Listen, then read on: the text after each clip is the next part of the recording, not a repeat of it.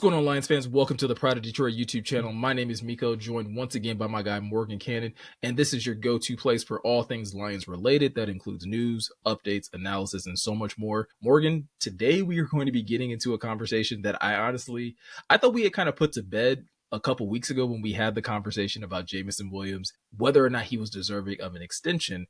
But due to some events that have kind of taken place this week revolving the NFL draft, we are now going to have this conversation about not just whether or not the Lions should extend Jameson Williams, but if they should actually look to trade him. And so before we get into that conversation, first and foremost, if this is your first time here at Pride of Detroit, be sure to hit that subscribe button, hit that notification bell. Both of those things help out the channel immensely.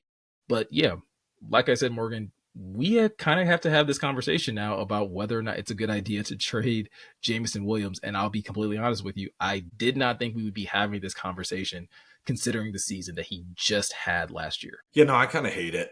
I'm be honest. I hate it. I really like Jameson, man. He's a fantastic player. He showed it last year. We're going to get into it, some of the more specifics, but he's always in the city, shows a lot of love, was at Downtown Boxing Gym, which is an after school program for Detroit youth over here on the east side, does a lot of stuff there. He was instrumental in getting Carlton Davis and everybody else there that night, and Kirby Joseph. So yeah, I hate that we're talking about this. I understand the perspective, in theory, but yeah, I'm not thrilled to be talking about it. But it's news, and we're in that part of the offseason right now, so it's something we got to address for sure. Yeah, and let's talk about the news that kind of sparked this topic in the first place, and that the news initially started with, like I said, the NFL draft and the Detroit Lions having wide receiver Matthew Golden on a visit. And the reason why this kind of sparked a lot of intrigue, again, across the sports media world, is that Matthew Golden is considered a top receiver in this draft class, right? Arguably, maybe depending on how you view it, maybe he's the best wide receiver in this draft class, arguably top three, right? For sure, considering how you feel about T-Mac, the kid out of Arizona, Travis Hunter, who's this hybrid of, receiver, corner, things of that nature. But Matthew Golden out of Texas, coming off a really impressive season, had an amazing combine, a speedster, 5'11", 191, really productive, like I said, in that one season at Texas after having a couple really good seasons at the University of Houston. It is kind of interesting when you look at it from that vantage point. Like you said, it's news because when you're talking about one of the top receivers being on a visit for a team that's picking near the bottom of the draft, it does make you wonder, what is Detroit really trying to do by again, having a player of his caliber come into the building for a visit. Yeah, and to set the table a little bit here, like Miko said, Golden out of Texas, he's 5'11", 191. He can move. Ran a 4.29 officially in the 40. Locked at 23.6 miles per hour on the field, which is that's a metric the Lions really pay attention to. We've kind of seen that time and time again. And the top 30 visits, just to set the table a little more, it's an opportunity for a team to get a player in the building, meet with them, go through their medical checks, all that good stuff. Just get more familiar with that prospect. So, and it can be used for a myriad of different reasons. You know what I mean? It's not just yes, they're obviously evaluating them. They're doing their due diligence, but it could be a multitude of things. They could be asking Matthew Golden about Kelvin Banks, the offensive lineman that projects as one of the top tackle guard prospects in this year's class. So there's a bunch of stuff. I understand, where people would go, because Golden does project as a Z or a slot receiver, similar to Jameson playing that Z role in this offense. But yeah, I think people are leaping and jumping to conclusions a little bit, but I get it, because you read the tea leaves, how they, but yeah, I think that's it's making a lot of assumptions, right, Miko? Yeah, I think so. And I think you look at the fact that the Lions do need wide receiver help. It's not a secret that outside of Amon-Ra St. Brown and Jameson Williams, there's not a lot in that wide receiver room for the foreseeable future. Obviously, the Lions just re-signed Tim Patrick, but Tim Patrick is 31 years old. They do have Khalif Raymond. Khalif is also over the age of 30 at this point. And so the optics of being able to look at wide receiver talent is obviously something that the Lions should be doing.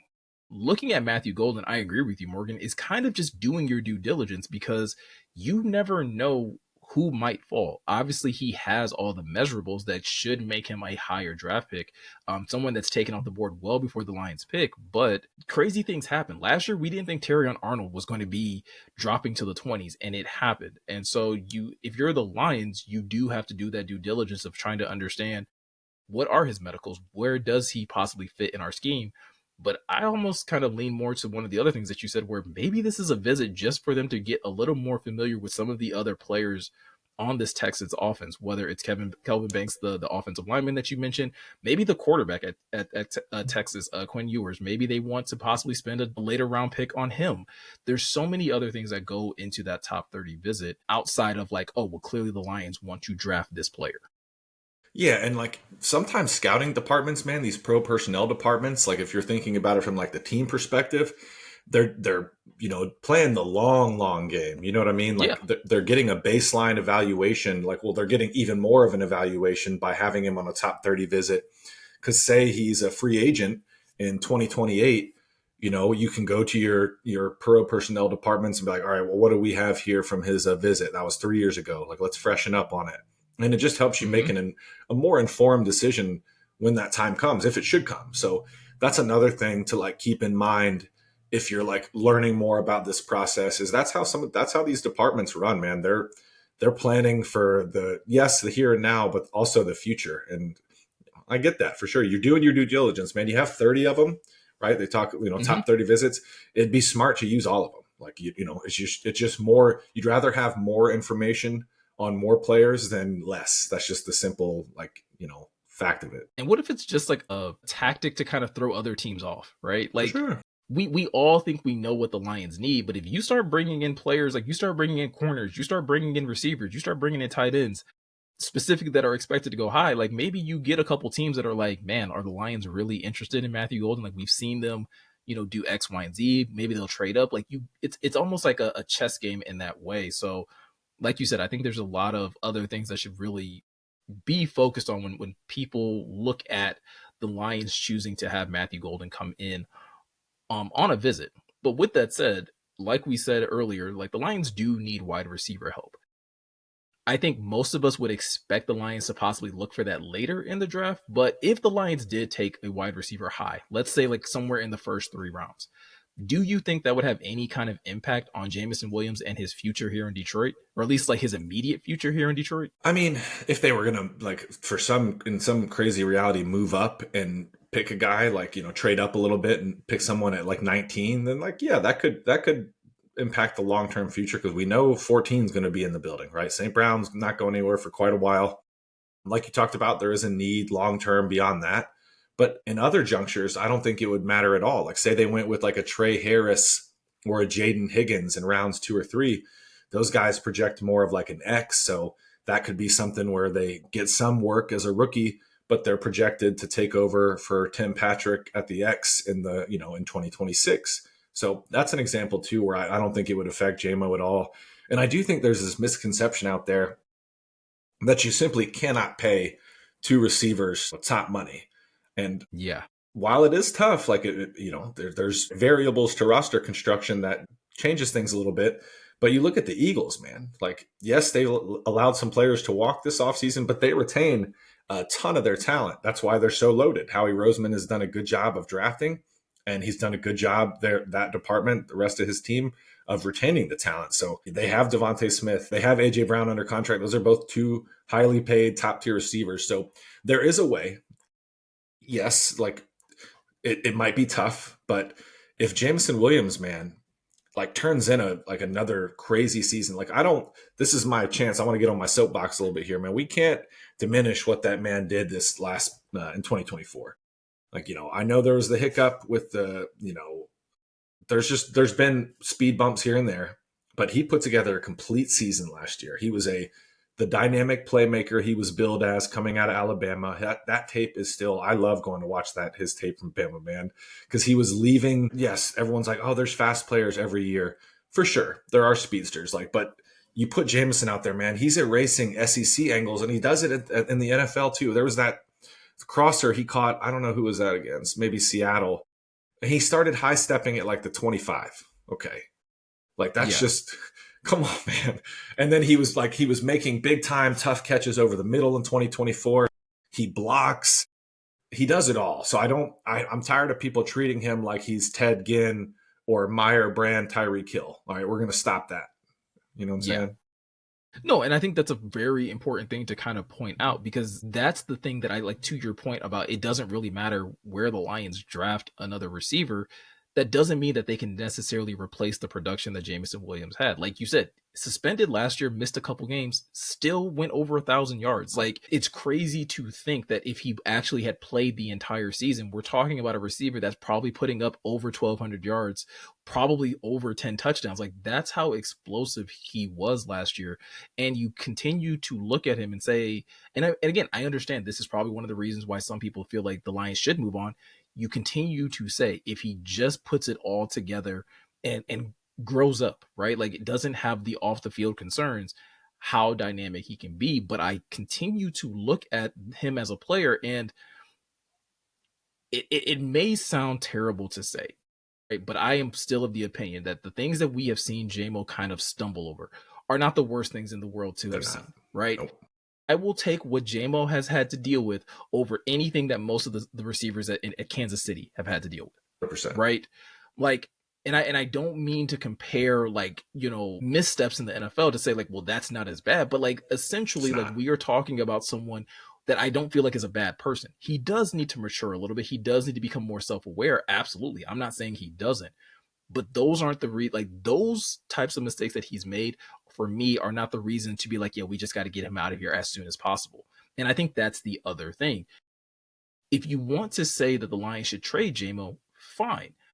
I don't think it's one of those things that we're talking about, you have to trade him right now. Like, you still have the opportunity to exercise his 5th-year option. He's only going to cost you like what, like 5 million this year against the cap. And then we're talking about, if you do pick up his 5th-year option, it goes up to 15. Like, okay, fine. But you still have so much control. And you've talked to me about this before, Morgan, in terms of like, once they exercise that 5th-year option, that they could possibly structure his contract in a way that they did with Penei Sewell, so that it becomes that much more cap friendly for the Lions going forward.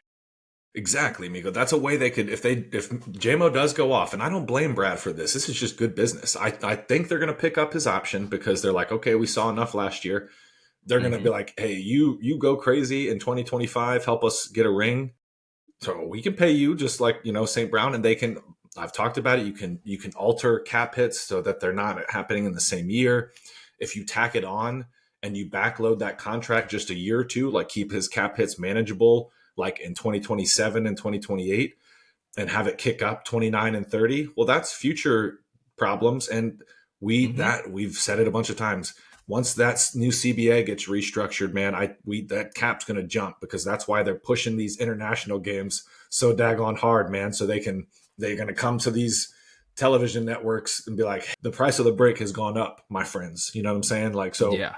I really do. I think it's very calculated. The NFL doesn't want to make less money. So yeah, I think there's a will, there's a way, bro. Like, if they want to backload it, there's a way you keep Jameson. You don't let that talent walk out the door if he puts it together. Like you said, if he turns in 1,200, 1,300 yards in this crowded, offense with Amon-Ra St. Brown and Sam Laporta and Jameer and Monty, they're all getting touches. There's a lot of mouths to feed.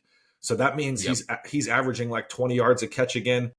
What people don't realize either, man, is when you watch the tape and you watch the Lions, a lot of the things that look easy, the completions to St. Brown, like the in breakers, stuff like that, like, it's because people have a fear of defenders, and defensive coordinators and coaches have the fear of God in the back of their mind, because they know Jameson Williams, it only takes one misstep by a DB for him to be grabbing his jumping over the goal line 70 yards later. So I want people to keep that in mind. This offense is great all the way around, don't get me wrong. But like our boy Ryan Matthews said, life is easier for the offense because of Jameson Williams. I want everyone to remember that, bro. Go ahead, though. Yeah, it doesn't matter if you look at Jamo as a wide receiver 1, wide receiver 2, because I think that's another thing that people say is like, oh, you can find wide receiver 2s in every draft. It's not about whether or not he's wide receiver 1 or wide receiver 2. It's like you just said, and like Ryan has been saying, he makes your offense better. That's all that matters. And again, I'm stealing this from a note from Ryan, and I think he said this on the podcast earlier this week. You look back at last season, Sam Laporta had a slow start to the season. David Montgomery, he dealt with some injuries and wasn't able to be as productive as he was in 2023. So why was this offense still very explosive and still be able to find a lot of success? Because Jameson Williams stepped up, right? Like, and he added the ability and the explosiveness that they were looking for when they decided to trade up for him. So I understand if you feel like, hey, we should probably trade him because, hey, the Lions should prioritize Kirby. They should prioritize Brian Branch. Like, we know Hutch is getting paid. So it does, like, there's no need in saying those things. I understand if you think there are other priorities in other places, but if the Lions are going to decide to trade Jameson Williams, it's definitely not going to be this season. It's definitely not probably going to be next all season. Like, they are going to probably milk this for as long as they possibly can, and to make sure that they get the best possible value. The best thing that the Lions can do is hope that Jameson Williams continues to go off, because it just drives his value up that much higher. It makes it that much easier for you to get a first round pick instead of settling for like what the Titans did when they decided to trade away AJ Brown and only got a third. Like, there's so many opportunities. And I think going back to the idea that you were talking about, like, that people feel like it's impossible or difficult to pay two top tier wide receivers. Not everybody is doing the Cincinnati Bengals deal. Like, not everybody is throwing that much money away. This team is so much better constructed at the top in the front office in terms of how they look at contracts. If the Lions decide that they just can't do it, that the money needs to be spent elsewhere, that Jameson wants just too much, like I said, I don't think that deal is going to happen in terms of them trying to move him until so much further down the line, Morgan. Yeah, and I love that you brought that up both now and then before we got on, because it grew that. But yeah, it just doesn't make any sense. Like, the return wouldn't be worth it. And like we talked about, he makes the team better. Like, the fact that they have two like S tier explosive ball carriers on their team with Jahmyr Gibbs and Jameson Williams. People don't like. I'm a defender by heart, and like, it's where I'm wired with, like, what I played, coached. That's a stressful endeavor, babies. That's a stressful endeavor, man. Just because you see it, you're like, God, if we so much as hiccup the wrong way, it could be 70 to the crib, man. You know what I mean? So I want them to, like you talked about, if that trade discussion were to happen, not going to be this year, in my opinion, nor next year, to your point, Miko. It might be in the future, and he's getting tagged, and they're like, all right, we'll try to figure something out like that way, similar to what the Bengals just went through. And to your point, like, yeah, the Bengals continually mess with, like, they're a notoriously cheap organization. If you don't know that, Google about their owner. It's not the same. But the Lions can keep all these cats because the salary cap keeps going up. You can keep the vast majority of them. I think people are too locked into this thought process. Someone's got to go. Like, we can't keep all of our toys. No, you can. You just got to draft it. You got this year. Jeremy made this point. I listened to it somewhere. I can't remember where. This draft and next draft are crucial. You need to hit a couple times, because there needs to be cheap stuff offsetting the Jamesons and the St. Browns and the Panays and yada yada. So it's a way. Don't get locked into this organization, this train of thought that the organization can't keep everybody, because they can keep the vast majority. Look at the Eagles, man. It's going to require gymnastics, right, guys? It's not easy. It's not simple. When the stuff starts to happen, we'll definitely be talking about. And when they do make trades and when they do let people walk away, we'll be talking about that as well, because I very much side with Morgan in this. If that stuff starts to happen, it's not because the Lions couldn't make it work, right? It's more than likely some player or somebody's agent wants more. And the Lions have notoriously shown they draw lines in the sand. They understand what their players are valued at, what they are worth. And they're not afraid to basically be able to walk away from the table and just be like, hey, we can't make that work. And for a lot of these cornerstone players, Brad has talked about it. They've been having these discussions. They've had these discussions with Hutch. They've had these discussions with Kirby. Like, they're going to find out fairly early on what these players want and what they're willing to take. And if they cannot come to an agreement, hey, we gotta find ways of parting ways. Not with like someone like Hutch. And like I said, I don't necessarily believe that it would be the same thing with Kirby or Jamo. I think there's a certain level of pride that some of these players do have in playing in Detroit. And obviously what happens in a regular season, who wins championships, things like that, yeah, that can change things. But as of right now, I think it's way too premature to talk about trading Jameson Williams, no matter what happens in the draft. I don't care if the Lions do take a receiver at 28. I don't really even care if they trade up and take a receiver. I would still be willing to bet, after what Jamo just did last year and what I expect him to do this year, the Lions are going to be like, yeah, we just can't part with this. Not without it being a king's ransom. Yeah, you just don't, man. Like, especially if he, and that's goes back to our point about people not putting, like, not just saying he's like a speed, like, okay, he's a burner. No, he's more than that. He showed it last year. He made those tough catches. Like I said, he was a chain mover, dependable target. Jared was throwing to him in some tight windows. So yeah, we're in lockstep, bro, per usual. But yeah, don't people. You can buy those number one jerseys, people. I'm not gonna. I wouldn't blame you. It's a good investment. Buy them. It's a good investment at this point. So those are our thoughts on this, though, guys. Let us know what you guys are thinking in the comment section below. Do you think the Lions should be moving on for Jameson Williams? Even if you do think that they should, when do you think the Lions should start looking to move on from Jamo? And what do you think about the Lions going into this draft, possibly needing some depth at wide receiver? When would you like to see the Lions start to add to this wide receiver group in starting in this draft right now? Let us know that stuff in the comment section below.